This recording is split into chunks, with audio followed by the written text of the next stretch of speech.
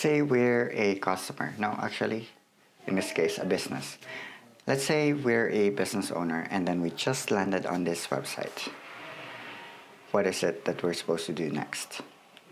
That's the problem. Like when we have to think what it is that we have to do after landing on a website, that means it's not properly designed, or it's not optimized for conversion. Let's walk through it. Hi, I'm Dan. I review websites, and then I review websites in hopes that you could get some actionable insights on what to do and what you can do on your own website to make sure you get more bookings through your website. I keep saying website. Anyway, so for this, this is a bookkeeping service here in Red Deer, I think. I don't really know them, but let's just talk about the website itself.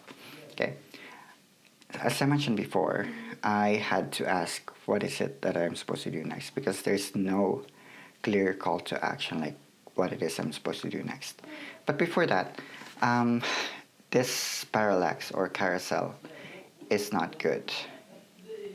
It's usually not ideal for any website to have this. Actually, I think the only exception is for design type or like something like photography. That's fine. However, when doing that, when using something like this, you need to consider the text over these images, because as you can see here, it's so hard to, actually it's impossible to read on some surfaces. I have to actually highlight it in order to read it. Like here, sure, it's black on white, so you can see or read. But this one, it has black on black background, so it is really hard to read, in fact. So yeah, if you're going to use something like this, make sure that your text is actually readable, legible. Readable? Yeah, both are correct, I think. Now, while I immediately understand that they're a bookkeeping service, having this space as well or having this huge of an image here is quite a waste of space, because because this header is usually on top, right? This one usually here, but it's at the bottom here. This is also not ideal in a way that it's not the common layout of any website, because let's be honest. Sure, in marketing you do need to stand out, but however, on some things you need to be able to also use whatever is already working. In this case, the header works on top because we're already so used to it. Meaning if it's here, it gets kind of confusing, and the goal of the website is to make sure that it's easy for your visitors to know where to go. So in this case, the navigation, if it's here, then I can easily move from about, services, contact us, those kind of thing. Now, let's move on to the main problem. There is no clear call to action here. Like I arrived here and then say I want to use their services. What do I do next? Who do I call, or what button do I click next, right? There is no clear call to action button. I'm assuming it's this one, but it's not that prominent. Like for all your call to action, it should be like super prominent. What I mean is that my eyes should immediately be drawn to that, so it should stand out compared to the design around it. So if I can see, there's no example here. Let's try a different business in Vancouver, maybe? Let's see if I can open some. I can show some examples of what I mean. This one is a perfect example. So the main design here is green, green and white, right? But the call to action stands out because it's like the main thing, or like the small thing that pops out. It pops out of the design, if that makes sense. So, like when I arrived on this website, my eyes were immediately drawn to this button. That kind of thing, that kind of design or conversion focused design is not visible here. So yeah, you should have that somewhere around here. usually. And then the rest is basically quite confusing. Full cycle bookkeeping, payroll, GST calculations. Okay, I'm assuming these are the services. Yeah. Yeah, I'm assuming these are the services, so at least you should have some headline here or a section title that says that these are the main services. Because it gets confusing. It's too small. In fact, here it is.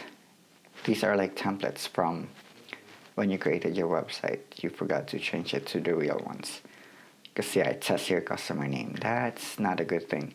If some of your potential clients actually arrived on your website and saw this, I'm 99% sure they will jump back to the search results and choose your competitor instead. So yeah, make sure to actually have the testimonials ready. Now let's check the mobile friendliness. It's mobile friendly, so that's good. That's odd. This is redundant. Yeah, this is another waste of space here. Empty space in this case. So this one, the burger menu should be here, so you can make use of more space to provide your USB. In fact, the text is gone. Oh, this is not good. Okay, so the whole text is gone for the bookkeeping. So now I'm not even sure, except for this one, I guess. But now I'm not even sure the specific service that you provide.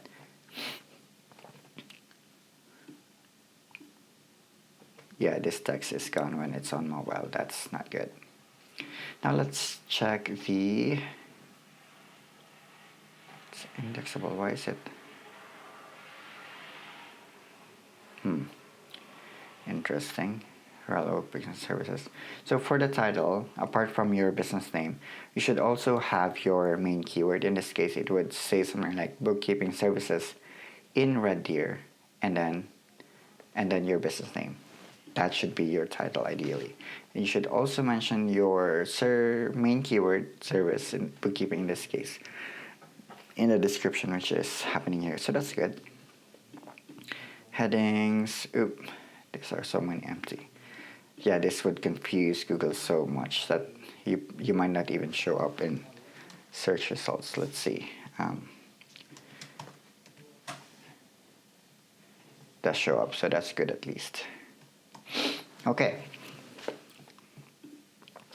Now, for your website, make sure to check that you only have one H1, because H1 is like the title of a book. You can tell what a book is usually on what it is based on the title itself. Like at least you will have some context. You can think of that. That is a little bit similar to how Google algorithm works. At least like the H1 is a major ranking factor. So if it's just too many H1 that just doesn't make sense, it confuses the algorithm, and chances are it might not even show up for the main keyword. Let's see. Right there. Let's see. Royal Oak. Was it? No, it's so far away. It's not even on page 1. How about page 2? What was it? Royal Oak. Oh, it's not even on page 2. Wonder if it's on page 3. Royal. It did show up in the Chamber of Commerce. Why does that keep happening? Oh, there it is. It's on page 4. So this is what I meant. If your website is not properly, the SEO is not properly optimized, you will not show up in page 1 of Google. And meaning you're missing a lot of... You're leaving money on the table because a lot of people are searching for that main keyword. The battery died. As I was saying, it's important that the SEO is also optimized because you have to show up as well in the Google search results when using the main keyword, because a lot of people are searching for bookkeeping services instead of the company name or the brand name, right? So by not having that, you're missing a lot of opportunities. So yeah, make sure that your H1 amongst other things, is properly optimized here.